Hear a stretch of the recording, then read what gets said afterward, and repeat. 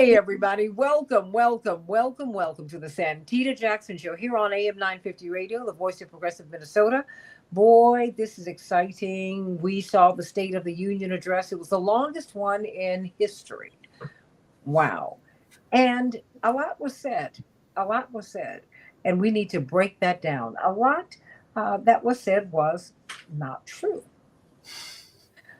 And we need to break that down. But there are reasons for everything, everybody. And so we need to really understand what it is that we were watching and what it is that we heard. And really, why is it that the president was focused so much on Social Security? I think that's because that's where the cuts are going to be. They're already planning to cut half of that workforce. The former commissioner of Social Security, the former governor of Maryland, Martin O'Malley, said the system is about to collapse. Doge is collapsing the system, which means as they cut half of the workforce, when you have a question, you won't have an office to go to, you will not have people to call, and the money will not be there. When you add all of that up, you have got chaos. These are some of the most vulnerable people in our society who depend upon Social Security. But then the imagery. Who can forget this young child, 13-year-old cancer survivor? Of course, our hearts were lifted when we saw him. But when you look at how scientific research is being defunded, it was kind of like a cognitive dissonance. Like you're lifting this child up, but we do need cancer research, and that's in peril. There's a lot that's going on. So I want to talk with you about this today. And I want to hear what your thoughts are. And in the meantime, you should call Congress, call your representatives, and call the White House and let them know that you want your Social Security, you want your Medicare, you want your Medicaid. You want these government workers, of which there are pitifully few, you want them rehired, and they need support. They don't have enough people with Social Security. Quite frankly, we've seen a massive cut in our workforce, our federal workforce, since Donald Trump and my parents were born. 4.5% of the American workforce, when he was born, nearly 80 years ago, 4.5% of the workforce, federal workers, now it's down to 1.5% and dropping. And let's talk about this, of course, with the president, the past president of the National Organization of Women, indeed, civil rights attorney. And she thinks she's retired, but that did not happen. Bless her heart. Attorney Terry O'Neill, Dr. David Gibbs, The Revolt of the Rich. Boy, oh boy, oh boy. Are they not having their good time? You got to get this book. And I'm going to Selma for the 60th anniversary of the Voting Rights Act that's Selma to Montgomery March.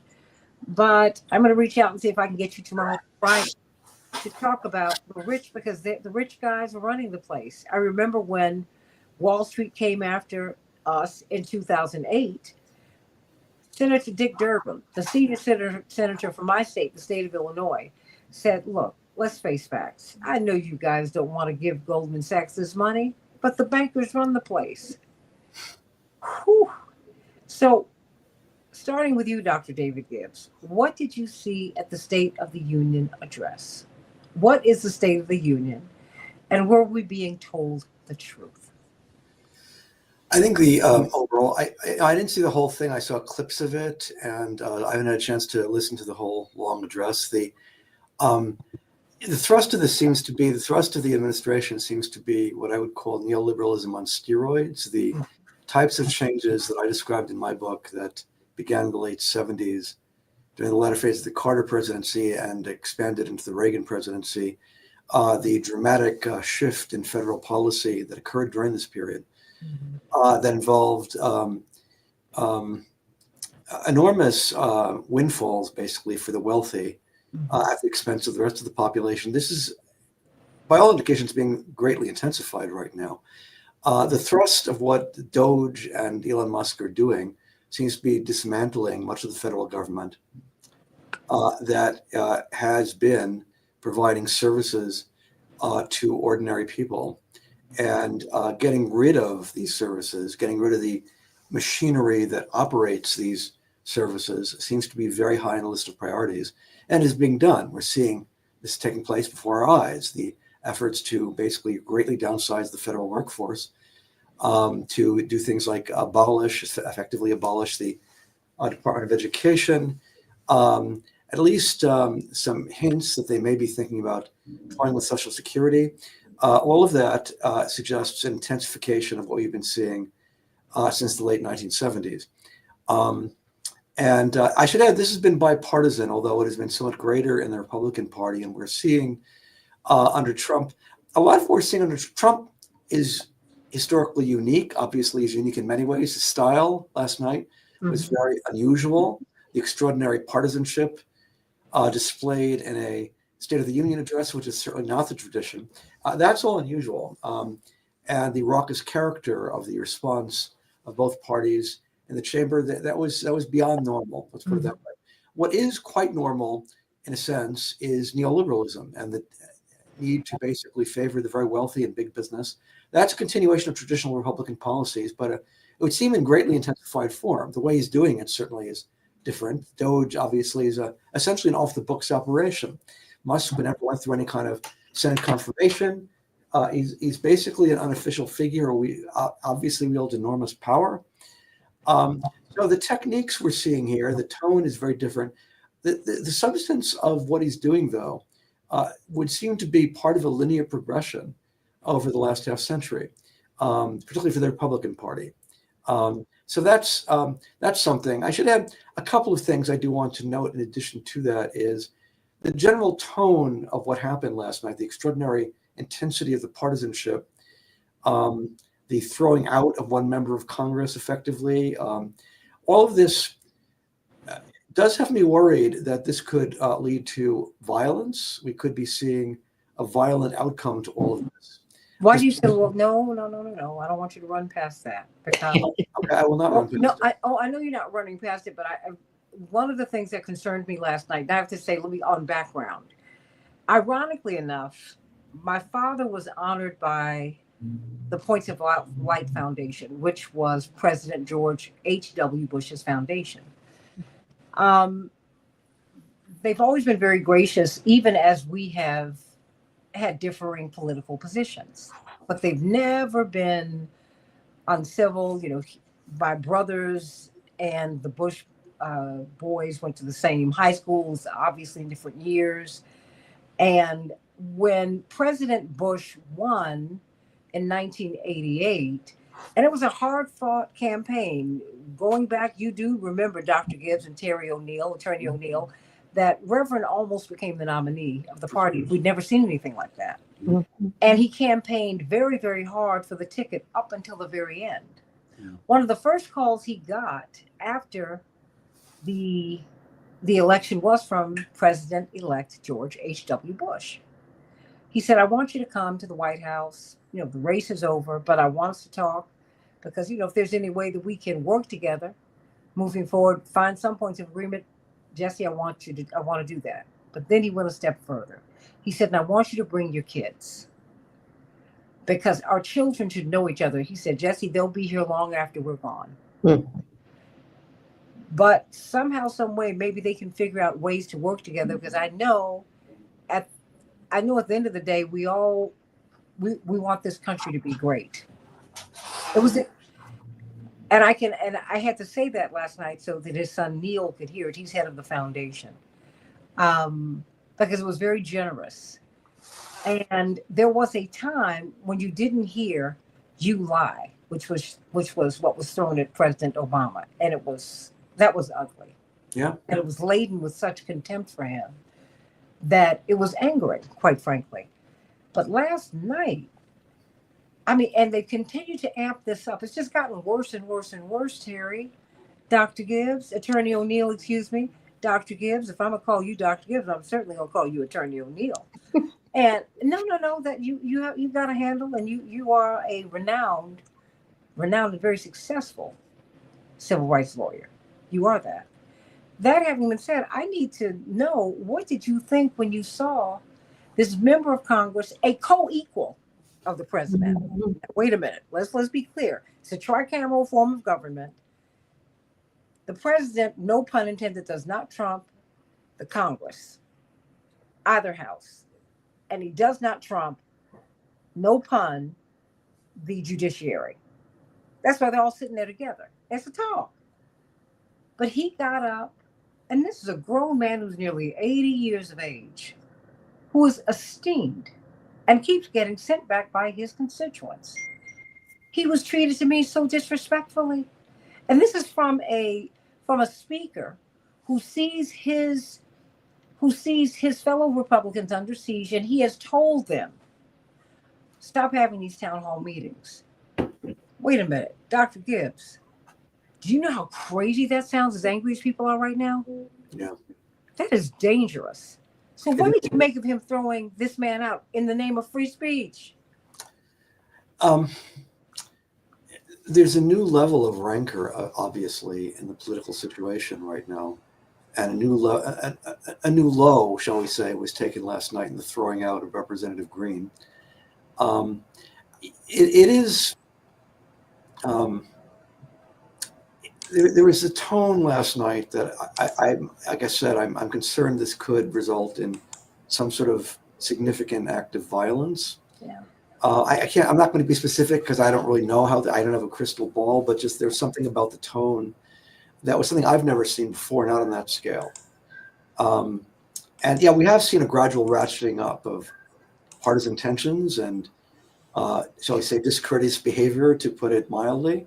And it did precede, clearly, Trump. You noted yourself under Obama, there were instances like this, but this is indeed a new low in what's been going on.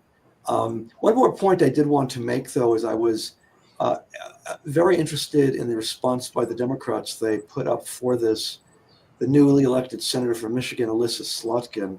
Mm-hmm. And I found this somewhat disturbing in a number of different levels.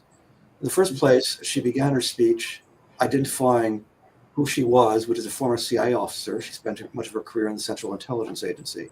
And she's obviously very proud of that, since she began her speech that way. And the Democrats are proud of that fact, which is why they put her up to represent the party as somebody who spent much of her career in the CIA. Some of what she said I agreed with on domestic policy, but there were a number of things, again, that were disturbing to me. She correctly noted that the DOJ committee has a great deal of access to information that could compromise privacy and represents threats to privacy, and she's quite right about that. But she worked for the CIA, which systematically violated privacy on a massive scale over many decades, as well as overthrown governments, promoted torture, engaged in assassinations. I myself have researched the assassination of Patrice Lumumba, something I personally feel rather strongly about, that the CIA helped to orchestrate. Oh, you mean the African leader, the great Patrice Lumumba, who all that was left of him was his tooth. Mm-hmm. Right, and that was the CIA, all right, or at least that was partly the CIA. It was the CIA. Oh, the CIA, the Belgian, yeah, played some role, but yeah, the CIA orchestrated it. That's right. And so this is not a harmless agency we're talking about here, and that is the Democratic Party. Another thing in her speech that I found disturbing is she extolled the memory of the great President Ronald Reagan and the wonderful foreign policy he had, and that Trump is turning his back on that legacy, but by implication, the Democrats now are holding the mantle of Reagan's foreign policy. I might add, by the way, for the Senate, she was endorsed by the Cheney family, by Liz Cheney, by implication Richard Cheney. So the Democrats seem to have taken a very hard right turn on foreign policy, represented by that speech last night. So clearly there was a lot that was disturbing coming from Donald Trump, but what the Democrats were presenting to me also raised some red flags as well. But I think that we need to talk about that. We do. I mean, just Terry O'Neill, Representative Ron Reynolds, because see, beyond us, I'm looking at young people who see this. I don't think we can really adequately overstate what a turnoff it was to have Liz Cheney campaigning with Kamala Harris. Young people said, "What are you talking about?" I've talked to so many of them. They're like, "You got to be joking me." I mean, those who actually voted. And when I see a former CIA officer And my brother's in Congress. He's a good Democrat. He went and campaigned for her up in Michigan, and I said, oh, okay, but see, I'm not in Congress, so there we go. And I know by supporting ceasefire, he's been excluded from public and private counsel. That's how that works. It's all this is a whole different kettle of fish when you get in there, Representative Ron Reynolds from Texas. So I get it. I have freedom that he does not have. I respect that. I have freedom that Maxine Waters does not have. And I know these are like people who stand 10 toes down on that which is progressive. But I need her to be the head of banking. Because I know when she gets there, she's going to do some great things. But I know she can't get the great things done unless she does some things that make me go, okay. but when I see the junior senator from Michigan, I'm like, how am I supposed to buy into the Democrats on that, Dr. Gibbs? And I'm going to pass this around to everybody. How am I supposed to do that? Help me. Well, I don't have a good answer to that. I do think we are seeing something of a realignment. I mean, again, much of Trump's presidency is, as I said, familiar in terms of the economics. Is things I think we've seen before to some extent, but we're seeing something of a turn by the Democrats in foreign policy, and what I find it is interesting but also disturbing direction. It's a very hard right, pro-war turn. Yeah, it's very sharp. But they're doing it. But it's not just with their foreign policy. They are aligning themselves with people on the right, just across the board. Well, you're seeing a split in the Republican Party, and their elements, the most militarist and pro-war elements of the Republican Party, are breaking away and supporting the Democrats. Some of the leading, most warlike figures in the Republican Party, beginning with the Cheney family, but others as well, people like William Kristol, for example. Yeah. From these are now Democrats, and they did it because of Adam Kinzinger. I think mostly because the Republicans aren't warlike enough for their tastes, and the Democrats apparently are. Bear in mind, a lot of this did occur during Hillary Clinton when she was Secretary of State. She brought a lot of neoconservatives from the Bush-Cheney White House into the State Department, beginning with Victoria Nuland, who was National Security Advisor to Vice President Cheney, played a major role in bringing that wonderful thing, the Iraq War and the Afghanistan War, a wonderful event. And then she became Assistant Secretary of State for Eurasia under Obama, and she was ushered in by Hillary Clinton herself. And then she became, I believe, the number 2 in the State Department under Biden. So we're seeing here, as I said, something of a fairly dramatic realignment. And Alyssa Slotkin is something somewhat emblematic of that realignment. And so this really, I think, complicates American politics. The Democrats still are somewhat to the left of the Republicans in economics, but in some ways they seem to be possibly moving to the right of the Republicans on foreign policy. Well, I mean, Terry O'Neill, your thoughts? I think I would emphasize the somewhat to the left. So the Democratic Party is split. There are deep divides within the Democratic Party between those who are very comfortable with capitalism as we practice it here in the United States, which is by nature both racist and patriarchal. And the logic of capitalism, in my opinion, has brought us to the fascism that we're facing today. When you begin to remove, which as Dr. Gibbs has shown, I think, and I can't wait to read your book, but just hearing you talk about it, when you systematically remove the constraints on capitalist practices, which starts in the 1970s, actually under Carter, when he starts the deregulation, and Ronald Reagan continues it, then you see sort of slowly but surely over 40 years, the capitalist. The logic of capitalism is that the owners of the companies get all the profits. And the logic of capitalism is that there should be no constraints on how we get our profits. There should be predatory pricing. Walmart goes into all these rural communities and pushes out all the mom and pop pharmacies. There should be no constraints on that. That's capitalism working as designed. When capitalists spend a lot of lobbying dollars to weaken the union rules of the United States and begin breaking unions systematically. That's capitalism working as designed. That's exactly how it's supposed to work. More than half of the Democratic office holders in Washington are fine with that. Their attitude is capitalism is good. We have to support capitalism no matter what. Now, when people get hurt by capitalism, we as Democrats, and this is what really distinguishes, I think, Democrats from Republicans. Democrats, when they see people getting hurt by capitalism, they want to offer those people an ice bag. You know, they want to go to their freezer and get that bag of frozen peas and say, here, I see you've been kicked in the teeth. Here, I'm going to give you a little ice to put on your face. But they're not actually doing much more than that, quite frankly. And just look at voting rights. When capitalists systematically go after voting rights in case after case after case after case in the federal courts, and it gets up to the Supreme Court, and John Roberts, who has spent his entire career trying to undo the Voting Rights Act of 1965, John Roberts authors a case in which he guts the Voting Rights Act. What do the Democrats do? Well, they whine and moan, but they don't really put a lot of effort or resources into restoring voting rights. They have not done that at all. And that's because the Democrats fundamentally believe in capitalism. They are funded by wealthy capitalists, some billionaires, some corporations, and they do not want to go against those funders. Now, there's another wing of the Democratic Party in Congress, like the AOCs and the Cori Bushes, who, by the way, the capitalist wing of the Democratic Party made sure that Cori Bush got ousted, and Jamal Bowman.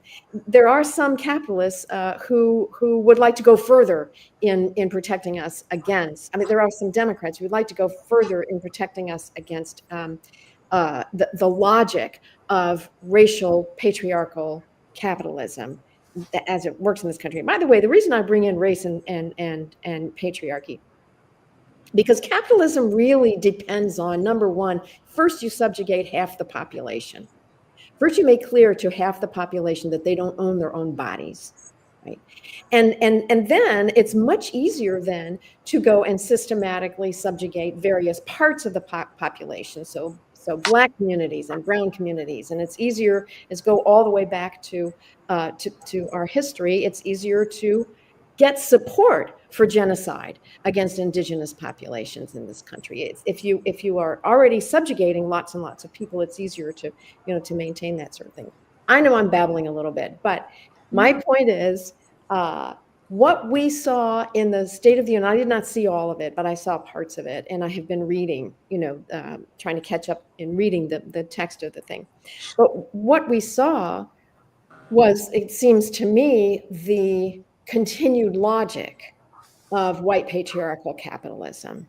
And by the way, capitalism is happy, the oligarchs are happy to use force to get their way.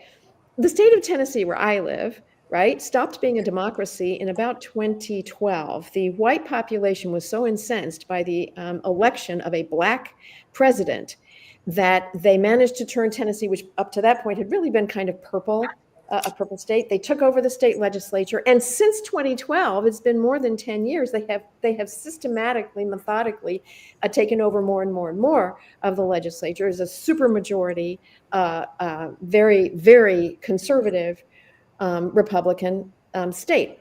What did the House of Representatives do when 3 members objected very strenuously to the failure of the House of Representatives here to even consider serious gun control laws after a devastating school shooting in Tennessee? They ejected those members of Congress. Now in Tennessee, we went a little bit further than they did last night. They actually expelled the 3 members. We call them the Tennessee Three, the 3 members of the House. That would be the Justins, Justin Pearson and Justin Jones, and Gloria Johnson, 2 African American men and 1 white woman. That is how capitalists, once they get total control of a state, that's their logic, is they can simply bulldoze over any sort of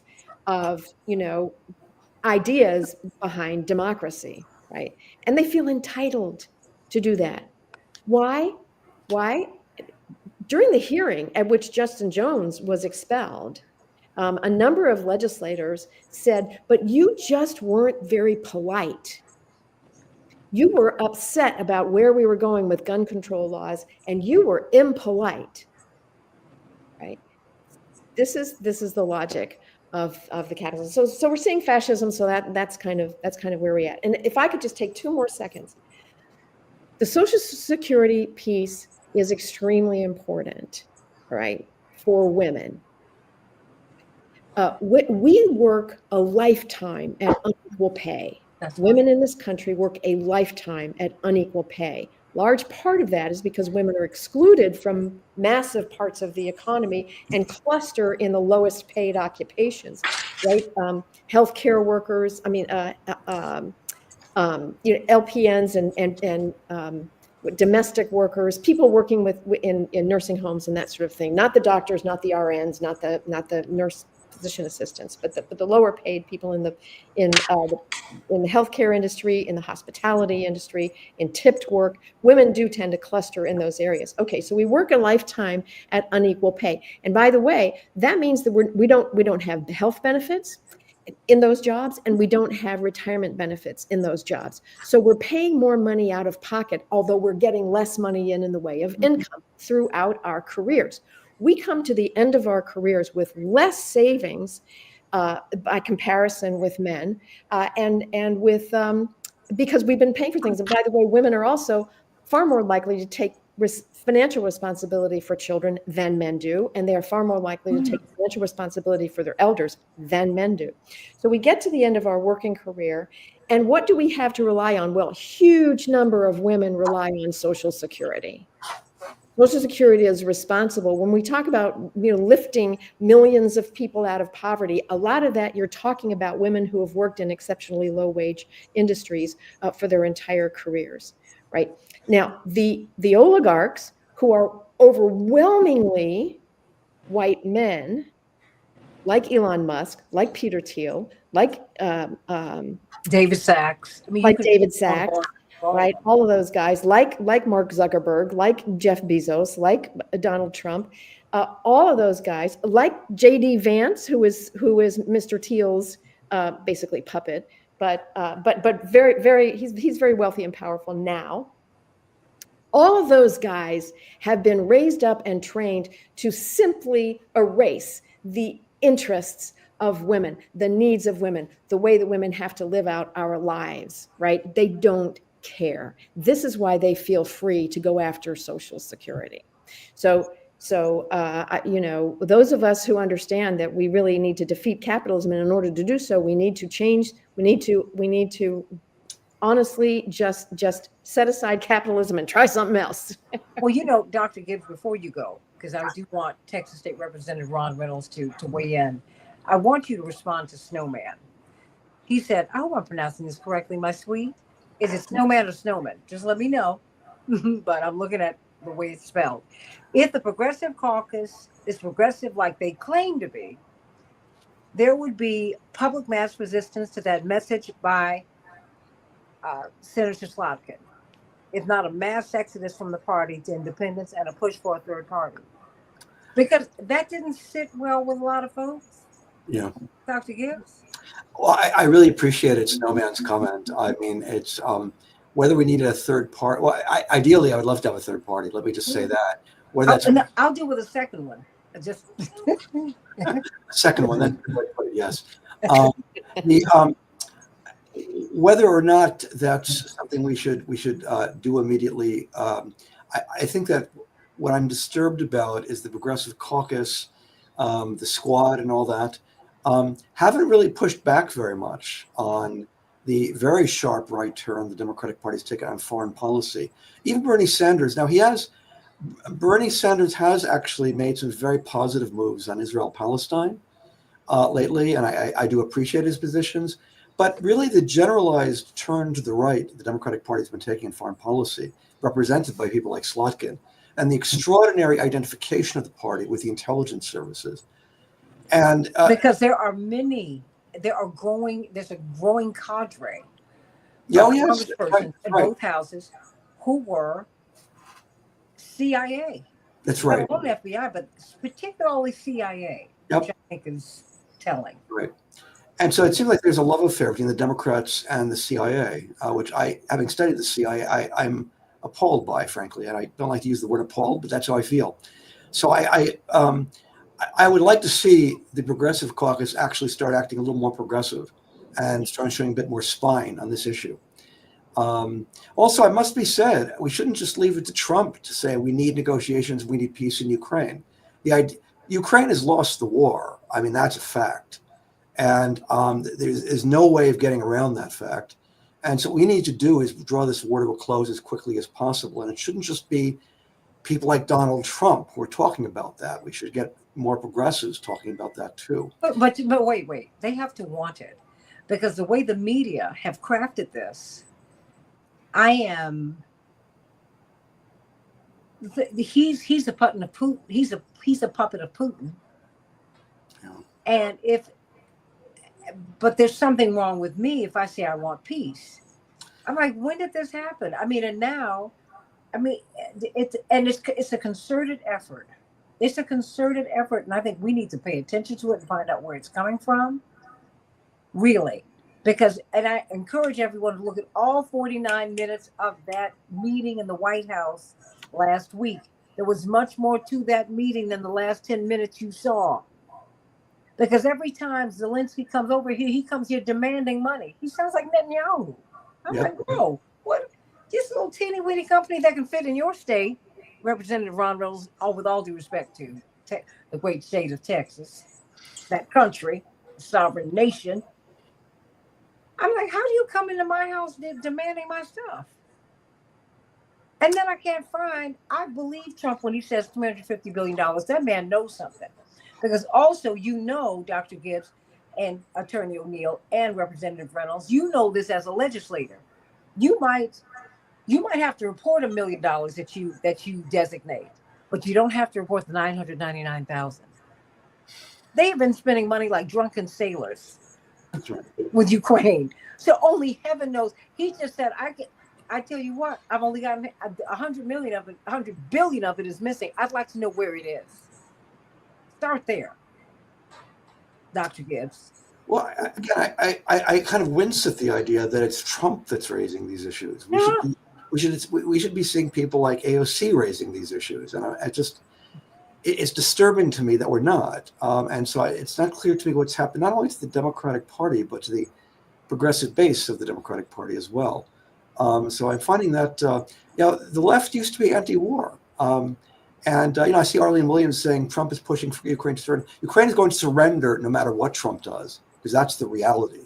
Okay, that's what's going on in the battlefield. It's like 1 million of them are dead, right? I've heard the figure I've heard, and again, these figures, who knows where they come from. I suspect the figure is more like 1 million wounded or disabled and dead, but that's a horrific number. And it's only getting worse, and it is not going to end anything but a Russian victory. And that's just a fact. And the sooner we face that fact, the better. Unfortunately, I do have to go. And I'm very sorry, Representative Reynolds, that I had to speak before you. I didn't give you a chance yet, but I'll get your chance. Anyway, goodbye, everybody. Nice to see everybody. Bye-bye. I will send you the link. Okay. Texas State Representative Ron Reynolds, you have got the floor.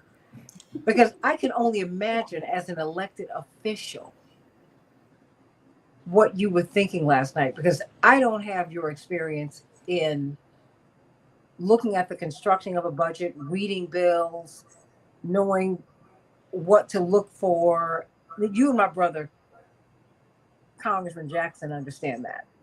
When you all talk to each other, you're speaking in another language that I don't understand. Because this is not what I do. I don't even know what to look for. But you do. So have at it. I'm classes in session.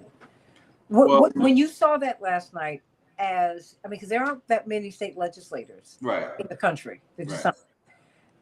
And so what did you see? What did you hear? I'm definitely happy to answer that. The first thing I want to do is thank you for allowing me to be on the show with Dr. Gibbs and Terry O'Neill, who I have the utmost respect for both of them. I do want to say it's with a heavy heart that I am on today after one of my dear friends who was actually there last night, who I was looking forward to talking to today to get his perspective on his first state of the congressional full Congress address, which was Congressman Sylvester Turner, my fraternity brother, church mate, a mentor. He passed away. No. Yes, he passed away. He was there last night with his guest. He did a radio show, and afterwards he experienced some health complications and went to the hospital.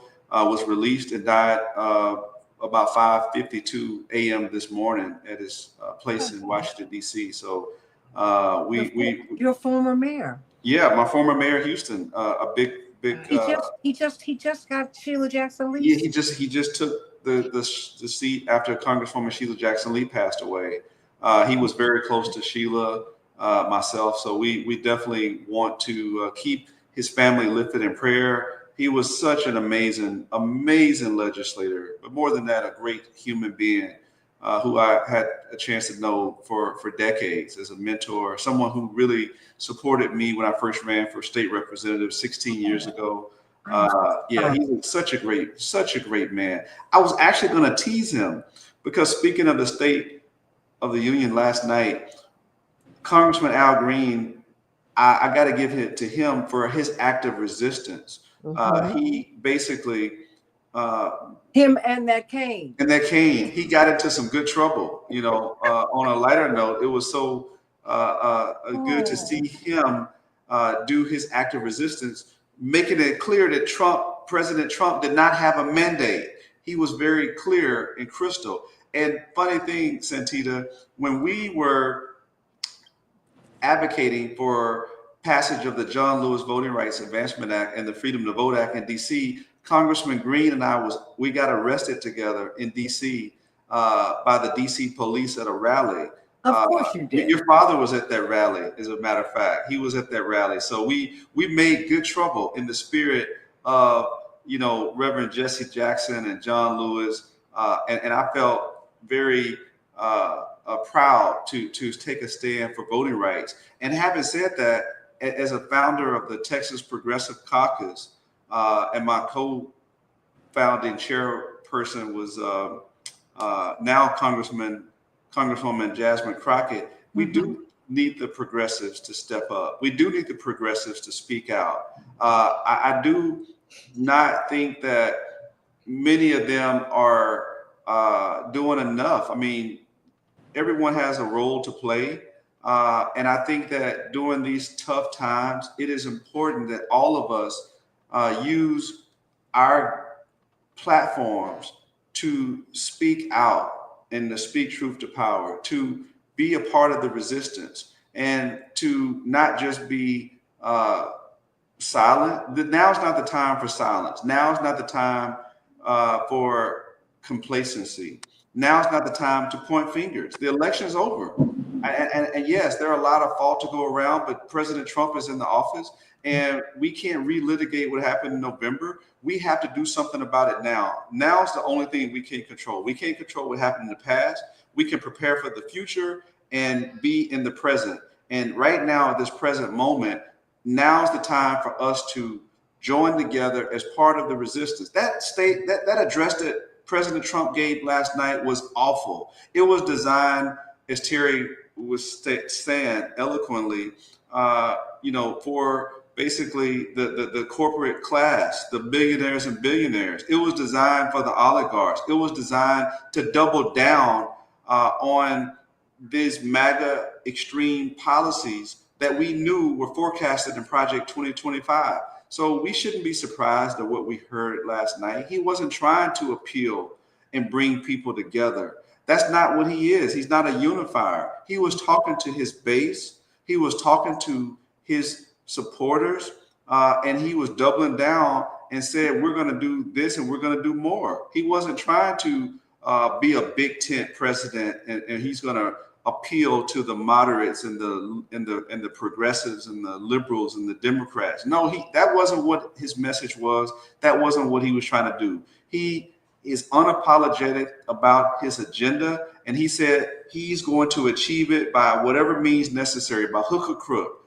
And it is incumbent upon us that are part of the resistance that don't agree with it to be able to push back and join forces with other like-minded folks, whether they're white, black, Asian, LGBTQ, Muslim, Hindu, whatever they are, whatever, we have to do it. You know, I'll never forget the statement that Dr. King once said, that freedom is never voluntarily given by the oppressor. It must be demanded by the oppressed. You know, Frederick Douglass said that power concedes nothing without a demand. It never has it, it never will. So let us demand our seat at the table. They're not going to give it to us. And I want to say this to all the listeners out there, Santita. We can't wait for someone to come save us. People keep saying, well, we're waiting for the next. No, the cavalry's not coming. We're it. So if you're waiting on someone, then you're going to keep waiting and waiting and waiting, and the doors of opportunity will be shut. And on our watch, we would have failed our future and our present. So I'm not waiting on the next Martin Luther King, the next whoever you plug in that person, you know, Rosa Parks, Fannie Lou Hamer. We're the ones that we've been waiting on, and the time is now. If it is to be, it's up to us. And so I'm hoping that in the spirit of our ancestors, in the spirit of those who were willing to put their lives at risk for the freedoms and liberties that we enjoy today, that we will join in solidarity and be a part of the resistance, and put aside petty differences and work together to stop these extreme divisive policies that hurt Black, Brown, Indigenous, women, LGBTQ, Muslim, and poor people. That is what I'm hoping that we will do, because if last night that was a blueprint for what is to come over the next several years, and Lord help us all. Well, I want to ask you about this, because this choo-choo train's coming. It's coming. It's coming. But wait a minute. The former head of the Social Security Administration, the former governor of Maryland, Martin O'Malley, said 90 days. Checks are going to stop coming. They're going to fire half the workers. Wait a minute. That's just there. My brother, Congressman Jackson, said, hey, which is what Congressman Green was trying to communicate last night. The cuts, Terry, Attorney O'Neill, Representative Reynolds, to Medicare, Medicaid, and Social Security, they're already there. They're being tucked in other agencies. He said, wait. See, and you understand how to read that. I do not. Okay, because you understand a budget. I mean, is there anything that's going to happen on the state level? Because these folks, Right. when they don't get these Social Security checks, and I believe him, he said the system is being collapsed. It didn't collapse. This is no Ponzi scheme. You pay it forward. And that's how it works. Exactly. I mean, that's how we work. You work and then you get a check. Right. Right. It's just, you don't get a grant from your employer. You must work to get the check, and then everything comes from that. So, I mean, what are you planning to do? Just hold on a moment, Terry, because I want to know, are there any fail-safes that the states have for these people, Terry, who not going to get checks? And that's just there. Mm-hmm. So, Santita, two things I think that are really important for your listeners to know. First of all, you pay income taxes every year to the federal government, and those taxes are used to pay the military and to pay for services. Not one penny of your income tax goes to pay your Social Security benefits. It's the two systems are completely separate. You pay your payroll tax on top of your income tax, right? Your payroll tax goes into the Social Security system. By law, all the payroll taxes that go into the Social Security system are not allowed to be used for anything but Social Security checks. It's the only thing, and the administration. By the way, the administrative fees associated with Social Security are minuscule, tiny, compared to the enormous fees that Wall Street charges for your retirement savings accounts, right? You also you got your payroll tax that goes into Social Security, and then you've got your 401k, that goes into your Wall Street charges massive administrative fees, right, that they put in their pocket. Social Security has very few administrative costs. Okay, so this whole budget process actually, in and of itself, does not affect the Social Security checks, right? Those checks are funded by your payroll taxes, but Income tax does pay for the Social Security Administration. It pays for the rent and the overhead for all the Social Security Administration offices all Which around the they're country. closing, Terry. And this is it. And I believe that the income tax actually pays for the Social Security Administration employees. So the way they're trying to kill Social Security, they can't do it in the budget because it's your payroll tax that funds Social Security, not your income taxes. And the budget deals with income taxes.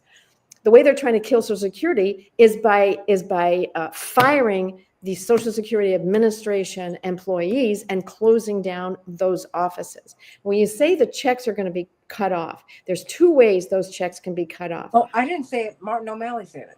Yeah. Okay. So when Martin O'Malley says that, there's really two ways that can happen. First, it's going to hit the most vulnerable people first. Because if you're on Social Security because you're disabled, as opposed to because you're retired, if you're on because you're disabled, you have to, there's processes that you have to go through, and you can get your disability check cut off if a certain amount of time has passed and you haven't gone and re-upped. That's my understanding. And Alex. No, but hold that thought. Stay right there, Terry. Yeah. Because somebody is going to get a phone call. Wait, stay right there, Terry. Stay right there. And I want to know, because you're going to get one of those calls, Representative Reynolds. Terry, wait. Right. These folks on the state level are going to get hit because you're down the street from me. But no, Terry. So unlike Medicaid is administered jointly by the state and the federal government. Mm-hmm. That is not true of Social Security. There are no state offices, state-run offices, state-funded offices that have anything to do with your Social Security check. If you're on disability and your check gets cut off, the first thing you do is you make a call to the Social Security Administration. You give them all your information. They go look up your thing and they fix it for you. But they're not if they've been fired. Not if the offices have been shut down. They're closing offices. They're cutting half of the workforce, not the staff, the workforce. Right. Exactly. So when I say it goes to it hurts the most vulnerable people first. Absolutely. That's what I'm talking about. People who are on disability and people whose checks need to be changed for some reason. They need I will tell you personally, I'm on Social Security, and the kind of customer service that I have received has been amazing. Just really incredible. You do have to wait quite a while to get somebody to talk to them. You go in person to the office to see what's going on. You may have to wait several hours. You have to do that. But frankly, I'm retired, so I was able to do that. But once you get someone to look at your case and work with you, they are amazing. They're helpful. They're kind. They only want to make sure that everything is done correctly. But they're changing that because they want AI to do it. Yes. I mean, that's what I'm saying. The other way to cut off the payments is really terrifying, and it's this. Elon Musk has not the best and the brightest people who really don't know what they're doing. They have system administrative access to all of the payment systems that could turn on and turn off those Social Security checks. So they can go in and just turn off checks. But that's my point is, when they do, because they have that power. Yes. That's what Ron Reynolds, Texas State Representative Ron Reynolds, you're head of the Black Legislative Caucus. Black and brown people are going to be slaughtered by this. That's right. Absolutely. This is a nightmare. And Santita, I wanted to get to the point you were making, or I think you were getting at is there a state remedy if the Social Security Administration, goes under, right? And my answer to you is right now, no, because that has been sole function of the federal government.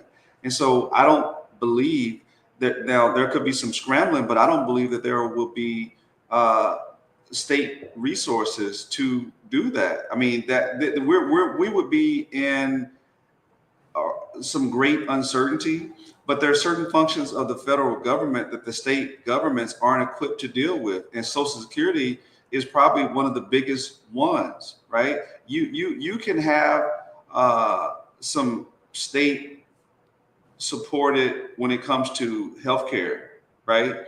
That you could have. So you can figure some things out, even though there would be sufficient loss of funding, and there could be a collapse if the federal government, did what some have talked about doing and cutting the Affordable Care Act without a replacement. That would be a catastrophe, but there could be some remedies. I don't know what the remedy is right now as we speak. We would have to figure it out on if they did cut Social Security. I don't believe, because basically they've been paying into the federal system. So the states would not have the resources in the state budgets. They would have to change a whole lot. I can't even contemplate. We have to deal with a lot of smarter people that understand pensions and things like that, because there's certain pensions from state workers that the state is obligated to deal with, like our teachers, our state employees, but that is through a different system than Social Security. So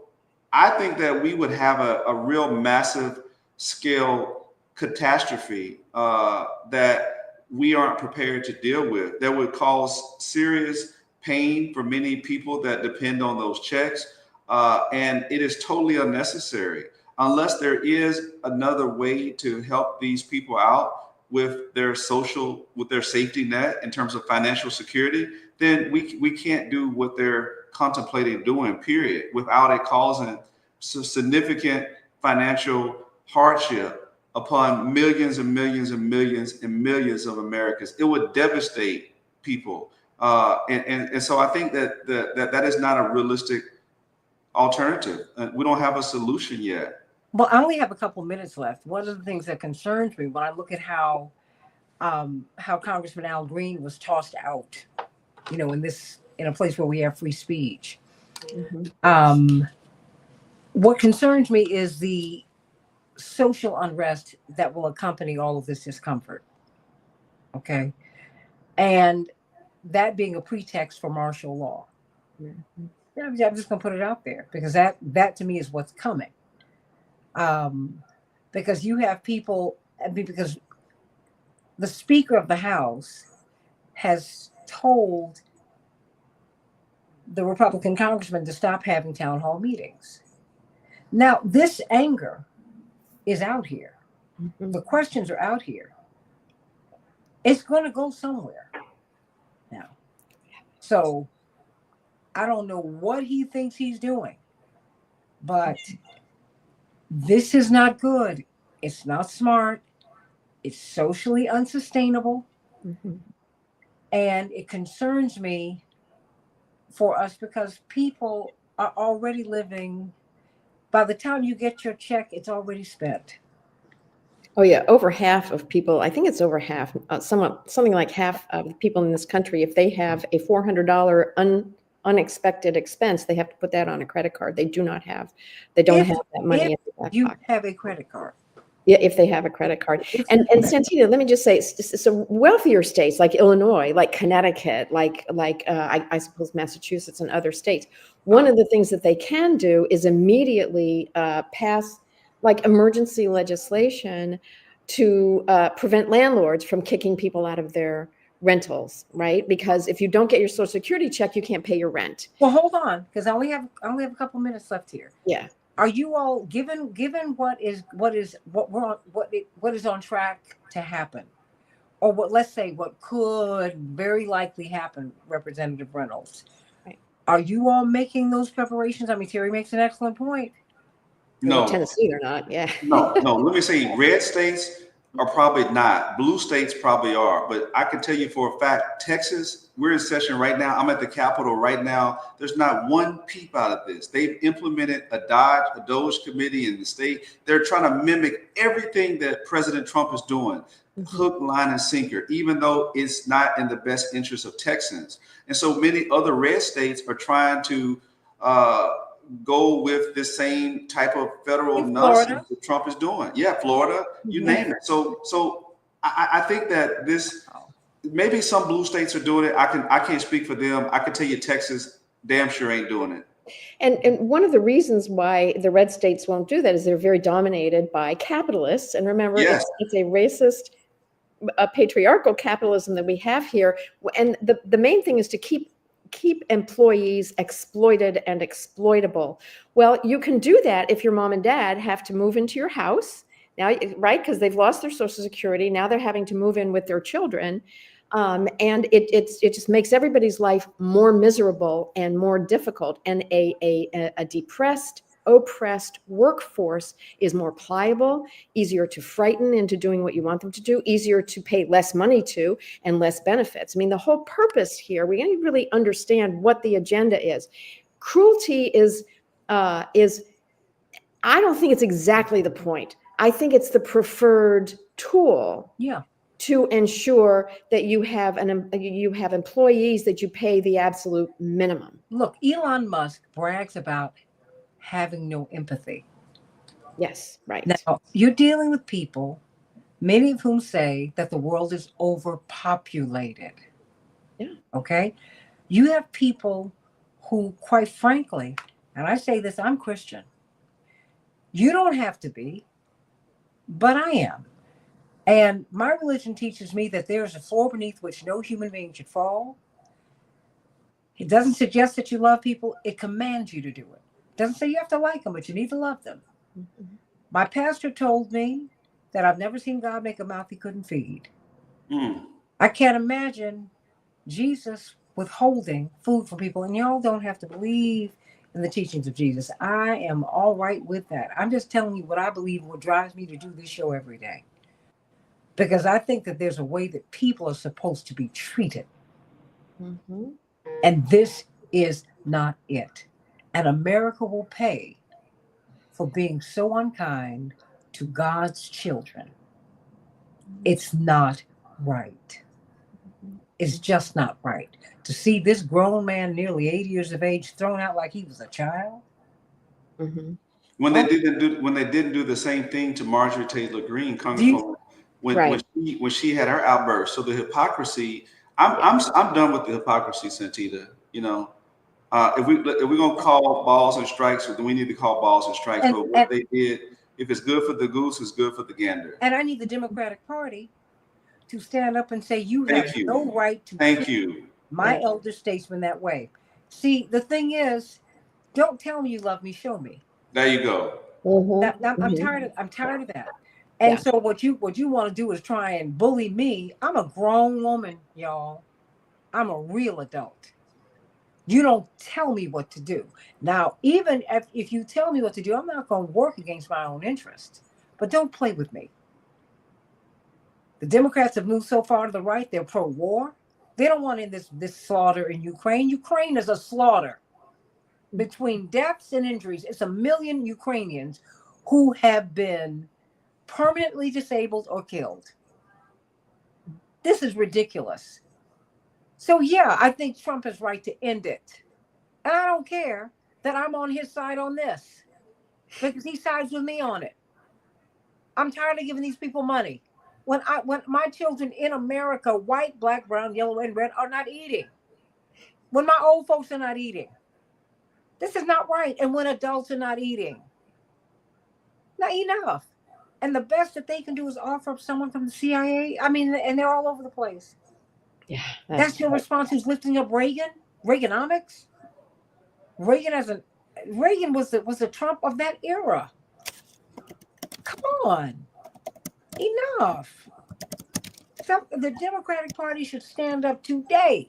I agree. And say what you did to Congressman Al Green. Yep. Mm-hmm. Was an abomination. And they should be protesting today. This man is part of a co-equal branch of government. You had no right to treat him that way with such disrespect. So I guess we're just going to give in. Not me. I'm with you, Carol. Not me. So Attorney Terry O'Neill, Texas State Representative Ron Reynolds, we're going to continue this discussion another day because the choo-choo train, that light that you see, no, it's not the end of the tunnel. It's the train headed our way. You're right. Right. I know. AM 950 Radio, the voice of progressive Minnesota, sending y'all much